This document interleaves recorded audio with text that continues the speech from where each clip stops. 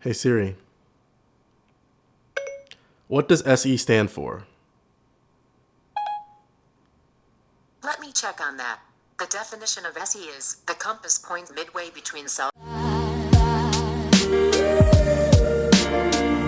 What's good guys, Austin here, and I've been using the iPhone SE for the past 2 weeks. Now, apparently the SE stands for Special Edition, but I definitely would have guessed that it stood for the Small Edition. But anyways, what makes this phone so special? Well, they announced this phone at one of their press conferences, and right before they announced this phone, they showed out this really cool robot called Liam that can remanufacture phones and does a lot for recycling in their program. Well, that's basically what this is. It's a recycled iPhone 5S, and it has iPhone 6S internals put into this phone. But with that said, is this worth it? So let's get this out of the way first. This is a small phone, at least in my standards. This is a 4-inch phone. This is the exact same screen that they use in the iPhone 5 and the iPhone 5S. And something that I've come to realize is not everyone wants a 5.5-inch phone. Now, when I switched to this phone, there was 2 things that I noticed. One, my iPhone 6 Plus is gigantic compared to this thing. I mean, after using this for about 2 weeks and switching back to my iPhone 6 Plus, I didn't even know how I did it because it just seems so big. And second, for the first couple of days, I noticed that basically every text message that I tried to send was complete garbage. I still know some people that are using the iPhone 5, and if you didn't want a bigger iPhone, especially not the 5.5-inch or even the 4.7-inch, this is definitely a phone to consider if you still want to stay in the Apple ecosystem, because this is a small phone, and I'm not saying that it's built for people with small hands, but if you have baby hands like Donald Trump, it's okay, this phone's gonna work for you. But even with all that said about this being a small phone, don't let that fool you. Size doesn't matter all the time.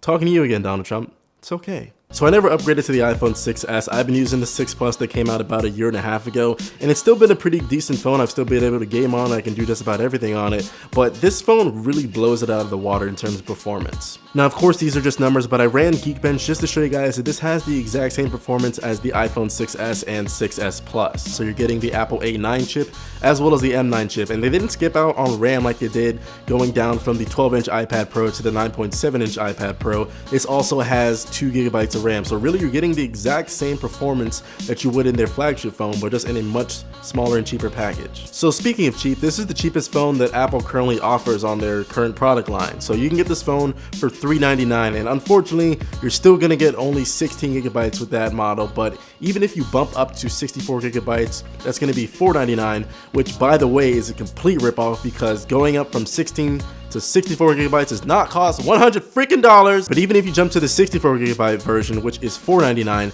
that's still $50 cheaper than the 16 gigabyte iPhone 6. Not the iPhone 6S, not the iPhone 6 Plus, the regular iPhone 6 at 16 gigabytes. So you can get this for $500, and it's gonna be cheaper than an old model that they have. Even though technically this is still kind of an old model. And yes, this is an old model because the design is literally the exact same thing as the iPhone 5, except for this little branding right here. If you didn't have this SE right here, you would not be able to tell the difference. The power button is the same, the volume buttons are the same, the hold switch is the same, the screen is the same, you get the same Touch ID. Really the only difference that you're getting here is it comes in Bros Gold, and then you also get an updated camera. So you're gonna be getting the camera that is available in the iPhone 6S without that annoying camera hump on the back. Now with the camera, you can do everything you can do with the latest iPhone camera. You're gonna get the exact same image quality. You also get 4K recording. So again, these are pluses, it's just in a smaller form factor. But really the only thing that I hated about this phone is the fact that the front camera is absolute garbage. So essentially here they did the exact same thing that they did with the new MacBook, which everyone was pissed off about. So you're going to be getting the same rear facing camera on this phone, but rather than giving you the same 5 megapixel shooter on the front, you're getting a 1.2 megapixel camera as a front facing camera. Garbage. So I'm actually trying to take a front facing picture to show you guys the quality, but I ran out of space because this is 16 gigabytes. Come on, do better, Apple. So that's basically the iPhone SE in a nutshell. It's a very interesting product. Not exactly sure why they came out with it, but in a sense I am. It's for people who want a smaller phone. It's also better for people who want a cheaper phone. So should you buy the iPhone SE? Well, there are 2 reasons why you should buy the iPhone SE if you want one. If you want a smaller phone and you don't want to spend as much money as you would on an iPhone 6S. Basically has the exact same performance, so if you don't need 3D touch, if you don't need a gigantic screen, this phone's gonna be okay with you. But do know that yes, this is just a recycled iPhone 5S.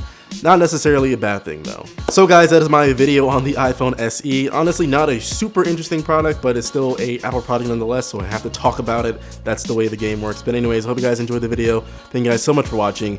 I'll catch you guys in the next one.